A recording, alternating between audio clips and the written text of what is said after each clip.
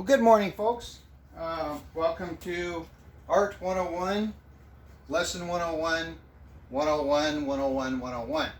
And today what we're going to do is we're going to go in here and we're going to start the process how I start my paintings. And in turn, I'll give you explanations on everything and we'll just go with that process. So let's start with the beginning. One, I make my own canvases. So I stretch them, chop them, join them.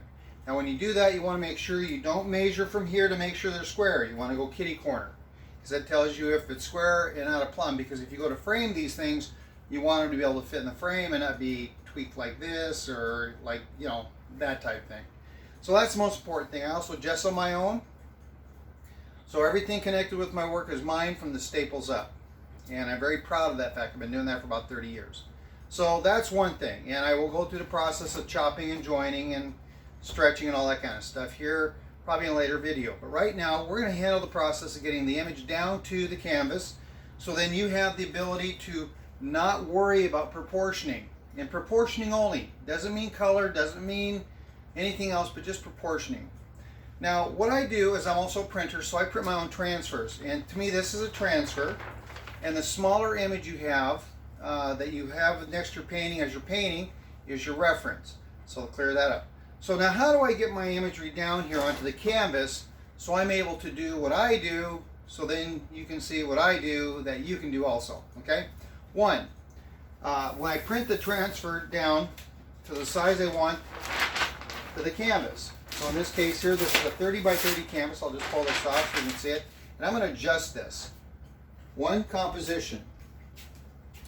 Now, two things. If you do your painting and you center it like this, and you put your image right in the center, that becomes more of a portrait.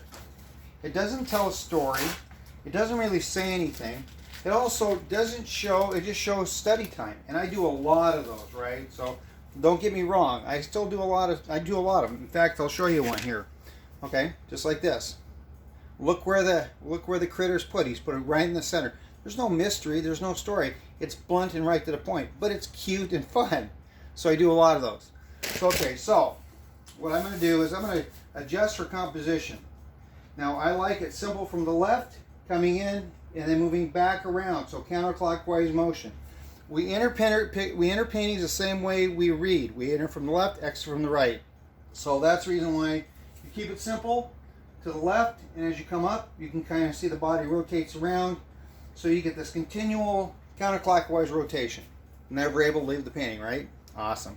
So how do you accomplish that if you want to go from a study or basically a portraiture to more of something that's more creative? One, you offset it.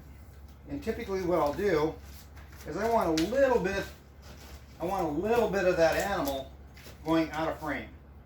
Not all of it, just a little bit. Now all of a sudden it gives a creative aspect that wasn't there before. I'm going to go here. And I'm just going to run my tape there, take another piece.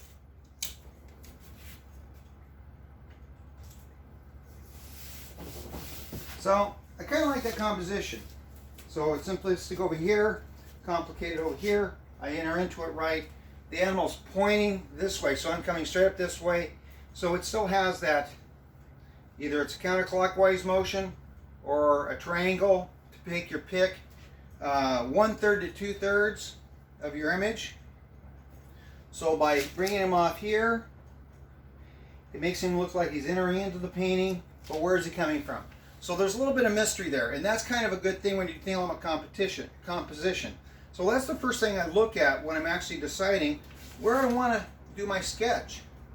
Now the old illustrators, what they used to do is they used to do multiple sketches. They used to cut out these images, put them on a piece of paper, and move them around and see what the best composition is. So that's kind of what this is. I'm able to print my own sizes, everything. I can go up to 24 wide to however long. And so this allows me the ability to pick and choose my own compositions fairly easily. Okay. Some people, they like to go out and do the photography, which I do. I love taking my own photography, my own subjects. I like learning about my animals. I like learning everything I possibly can. and not allowing myself to be sucked into the idea that, you know, it's cheating, okay, to transfer something down, okay, and that's what a lot of people claim. They claim that this part here is cheating, okay. So, and it's not. It's been going on since the first century. So the first thing I'm going to do is I'm going to take good old-fashioned graphite paper, and I'm just going to slide it underneath, overlapping. I like using the 8.5 by 11 sheets simply because they are more, they're easier to adjust. You don't have to fight with them as much, and you can, you know, you're not stuck with, except when you got air conditioning blowing everywhere. So I'm gonna do that. And once you lay them underneath, they're not moving, so you don't have to tape them down or anything, and you don't have to tape this down, not unless you got an air conditioning system that kind of drives you crazy. So I'm just going to keep doing that, overlaying them. Make sure they don't move. And I actually overlap them because I don't want to lose any. I don't want to have to go back and try to have to re-render everything. I mean, there's going to be a few things I'm going to have to re-render, but that's about the extent of it. Okay, once that's down, I can take that over. Put my paper over here, just off to the side. And then all I do is I use a Bic pen. I want to use one that works. So now we come off to the side here. Okay, it's going to transfer down nicely. Now I do a single prime surface for these. I suggest doing a double prime surface, and the reason why is because you'll see when your sketch goes down, it stays down. Another thing I do is once I'm done with this, you'll see me glaze over top the sketch. It solves a couple problems. It actually cures a couple problems, and it has some added benefit. One, it fills up the pores of the canvas and covers the sketch, protects the sketch against being just washed away. That's a good thing. Now, the carbon paper, if you leave the carbon paper, that sketch, and try to glaze over top, for some reason, the glaze will pick that up and you won't have a sketch. You'll lose half your sketch. So you got to re-render over top of this, okay? And one added benefit, if you don't know how to draw, what it teaches you by muscle memory is to, oh yeah, that's off. I got to redo it. So even when I'm done with this, I don't remove my transfer. Okay, I don't remove my transfer because that's just kind of, you know, that's dumb, because you want to make sure all your proportion is correct before you even start the re-rendering process. So there's a couple step process that you go through. So when I'm doing this, I just come in, I start at any place, and I want it as tight as possible. I want to get as much information down there as possible. I want to make sure that when I pull this off, I have a good rendering, as good as possible, okay?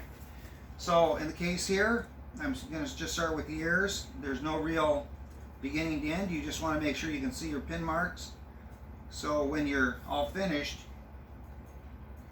that you can actually come in here and see it. So I'm going to go ahead and stop the video, and then I will start again when I got the sketch finished, so that you can see kind of the both result, and then I'll start the sketching process, and then we'll go from there so you can actually see that. So till then, hang on folks, get ready for the ride.